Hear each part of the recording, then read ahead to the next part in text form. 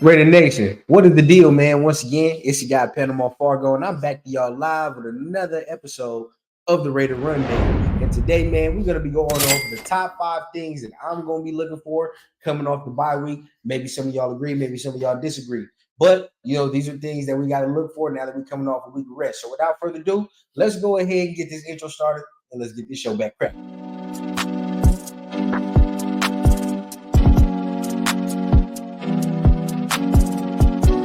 Young guy, I had a dream that someday I would build the finest organization in professional sports.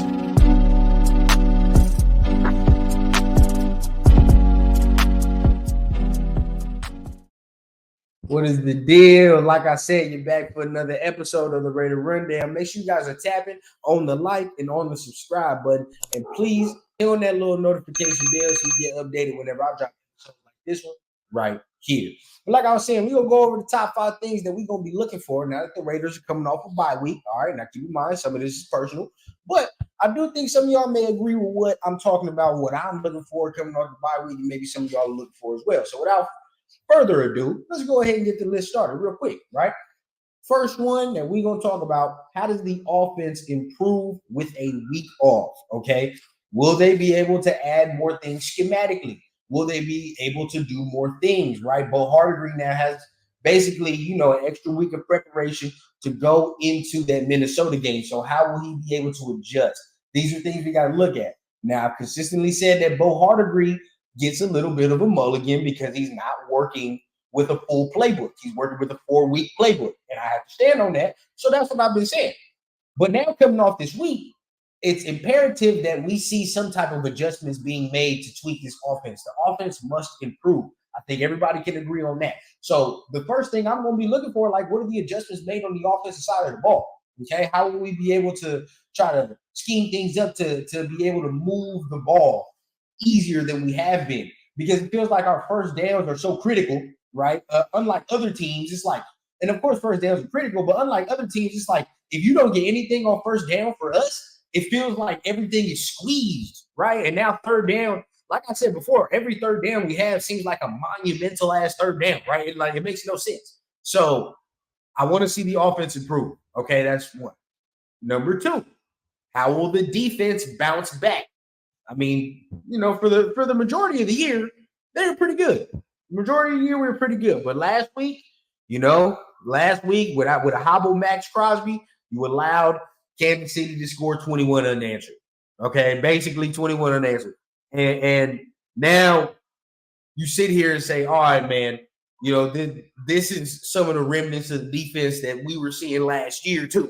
So how will they be able to bounce back off of a bad performance? Okay, because it was not a good performance. Worst performance of the year, really, for the defense, is like as a whole, to me, right? The team was bad. And there have been instances where, like Buffalo was a bad game. What else is a bad game? There's a couple other ones, right? Where it's like, Miami was a bad game. But at the end of the day, it's like most of the games that we're losing those margins by, the offense was just horrendous, right? And the defense just, you could tell they couldn't hold on to the rope any longer.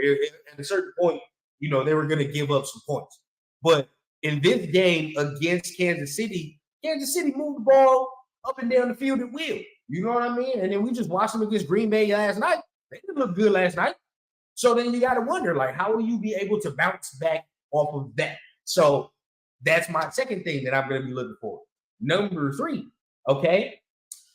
How will Antonio Pierce now get better situationally? Okay, this is the next thing. Another, like I said, same thing with Bo Hardegree. You now have an extra week of preparation. All right, you're able to sit down, relax, really soak in what you got going on, and at the same time, make adjustments from your previous weeks. This is perfect for them. This is exactly what they needed. So coming off that, we want to see, did Antonio Pierce watch some tape on himself and say, I think we can put our foot on the gas at this point in the game here. You know what I mean? That's what I'm looking for. I think that too many times he was too conservative. And I know we all want him to get this job, but you can't coach like, you're trying not to lose. That shit don't fly. You got to coach to win. You know what I mean? And that's the number one thing I'm going to be looking for Antonio Pierce. I want him to get the job, but certain instances, he has to show growth. All right. And that's where we're at. We got to wait till the end of the season to really, really declare what we see. But he got to show growth in certain areas. And after this bye week, this is the perfect time for us to see right here before our own eyes. Okay. He's starting to work on these level of things. He's starting to do, this, and that. So that is the third thing that I will be looking for. Number fourth thing that I will be looking for is, can the team sustain the same intensity that it has had the past 4 weeks? Now, I know we lost the last 2 games, arguably to better teams, though. Okay, understandable. But you're now going into a stretch of your season where, let's be honest, we're a mid-team and we're about to play other mid-teams, like my man Leo said. So once you go and do that, right, you have to sustain the same intensity you've had these last 4 weeks. We can't see a drop off in the energy level, right? And I think I said this on a live with some of the homies.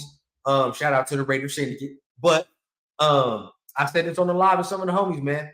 Raiders coaches over the past recent years have had a terrible habit of finishing shitty as the season progressed, right? You start here, and it starts on the decline. Now, there's only one coach in recent memory that has finished strong, and that's Rich Bisaccia. Now, with this here, you got 5 games to finish strong, keep the intensity level high. I do not want to see a drop-off in energy as the weeks continue, right? And now you feel like the team is slowly losing its rope, slowly losing its shit. And now we're just waiting until the end of the season where we're like, thank God it's over. I don't want to see that. You know what I mean? I don't want to see it. I want to see the intensity remain high. So the fourth thing is, can the team's intensity and energy remain high as it's been? All right, because there's still 5 weeks to go. Last but not least, all right, the last thing that I want to see from the Las Vegas Raiders, right, for this, coming off this, and you knew I was going to bring it here, but it's Aiden O'Connell. It's Aiden O'Connell. The last thing that I will be watching for, right, in this next, phase of the Raiders season, the number 5 thing that I need to see is Aiden O'Connell growth. And why do I say that? And it's a hot topic right now in Raider Nation. I say that why? Been revealed today that we're in the top 10 of the draft. Top 10. I've been saying it this whole time. Ain't no goddamn way, bro. If we're top 10, you can't convince me we won't draft a quarterback. You can't convince me. I'm sorry. Especially if we don't have to trade up for one and he fall right in the lap. You goddamn right. You goddamn right. Because if we're anywhere near top 7, top 8, that means your boy did not do what he was supposed to do. Am I wrong? If Aiden O'Connell leads us to the 7th, 6th pick in the draft, well, that means your boy didn't win like he was supposed to win, right? But if the Raiders finish somewhere in the draft, 17, it might be a little, let's say 15, 16, that means your boy was winning, right? And he got it, and he won a little streak. We might have fucked around and made the playoffs. Who knows? And if that's the case, I'm all for keeping him. Trust me. If Aiden O'Connell grows in this next phase of the Raiders season, let's just be optimistic. And he fucks around and leads us to the playoffs. Oh, you keep him. You keep him. Now, I'm not gonna say I'm not gonna get no competition, but just check this out. I won't draft one in the first round. That's where I'm at. Okay, because if he leads us to the playoffs, I'll be like, okay, all right. That warrants me not having to draft a motherfucker in the first round. But I still do it in a second. He has to have some type of competition. But I'm not going to sit here and be like, oh, yeah, bro, we're going to need to draft a quarterback. Like, no, Well, we can let one fall to us if so, if some competition can come in here. But I'd be all for him, competing for that starting job and being the dude, for sure. But like I said, if we're somewhere in the top 10 and we like 6 or 7, well, goddamn it, why wouldn't you? If he's right, if a quarterback ain't there, why would you not? So the 5th thing I need to see is Aiden O'Connell growth, right?